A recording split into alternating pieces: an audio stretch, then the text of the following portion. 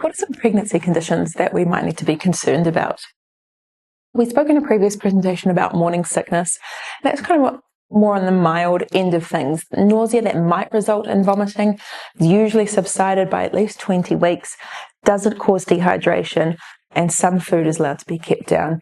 Hyperemesis gravidarum, or HG, is a much more severe form.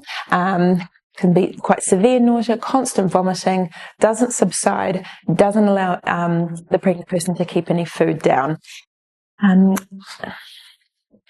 It can present as an inability to eat and drink sufficient amounts, feeling dehydrated, so for example tachycardia or heart racing, feeling dizzy when they stand, and then of concern weight loss of more than 5% of the pre-pregnancy weight. When a pregnant person starts to lose weight, this can lead to problems with the thyroid, with the liver, and with fluid balance. And it can also start affecting the baby's birth weight.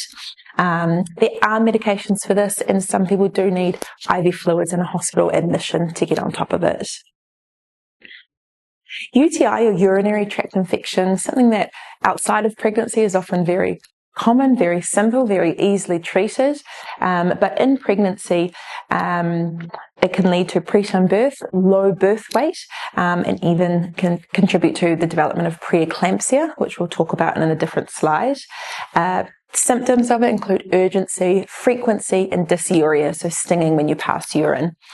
All pregnancies are screened for what we call asymptomatic bacteriuria, so bacteria in the urine without symptoms. And somewhere around 5% of pregnant people in New Zealand will have that, and of those, around 30% can go on to have a urinary tract infection. There's also a risk of the bugs moving from the bladder up to the kidneys, which is pyelonephritis, and that can lead to preterm birth, sepsis, and a lot of other issues.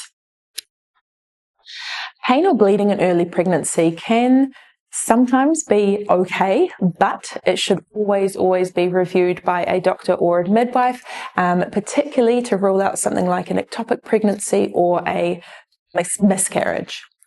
Miscarriages are unfortunately very common, occurring in at least 20% of early pregnancies. It may be complete, like the body has passed the tissue itself, or it might require medical or surgical treatment. An ectopic pregnancy can be incredibly dangerous. This is when, instead of the embryo planting in the uterus, it implants outside of the womb, most commonly in the fallopian tube where the sperm and the egg meet. These can rupture and be fatal due to the significant amount of blood loss. And you're looking at around 1 in 100 pregnancies could be ectopic. Pain or bleeding in the second or third trimester, particularly towards the end of pregnancy, it might be just normal labour, like expulsion of the mucus plug, but any bleeding really should be reviewed by a doctor or a midwife very promptly, because we want to exclude anything significant like a placental abruption, premature delivery. Headache and preeclampsia. So a new headache in pregnancy could mean preeclampsia, and around a third of new headaches in pregnancy can be preeclampsia. Why do we worry about this?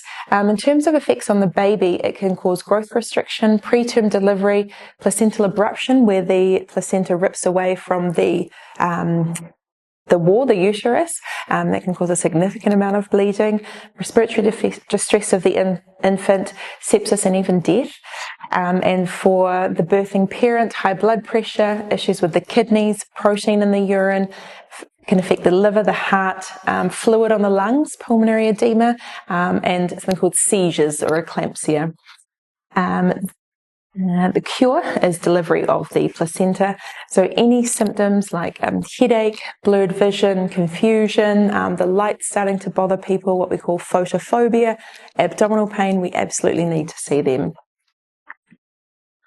And finally, thrombosis. So what I mean by this is a blood clot in the leg, a DVT, deep venous thrombosis, or a blood clot in the lung, a pulmonary embolism. During pregnancy, there are increased coagulation factors, which prevents excessive bleeding during labour, and particularly when the placenta comes away from the uterine wall. But conversely, it can increase the risk of a blood clot in the leg or the lung. The risk is approximately up to 10 times those of the non-pregnant population. Signs of a DVT in the calf would be a hot, red, swollen, tender leg, and of a PE would be like new chest pain, cough, tachycardia, heart racing, anything like that. And of course, this would need to be reviewed by a doctor or midwife very quickly.